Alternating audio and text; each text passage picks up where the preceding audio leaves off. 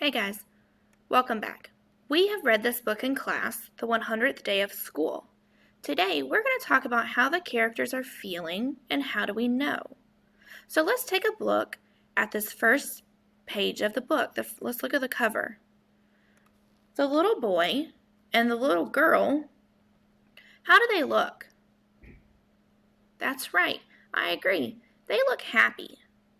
But how do we know How do we know that they're happy? What makes us feel that they're happy? Yeah, you see the smile on the little boy's face and the smile on the little girl's face. They look happy that they are at the 100th day of school. Let's take a look on the inside. Take a look at this little boy. He looks happy, that's right. But how do we know?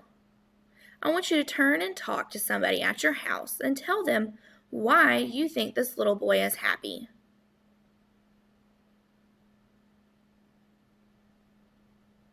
Very good.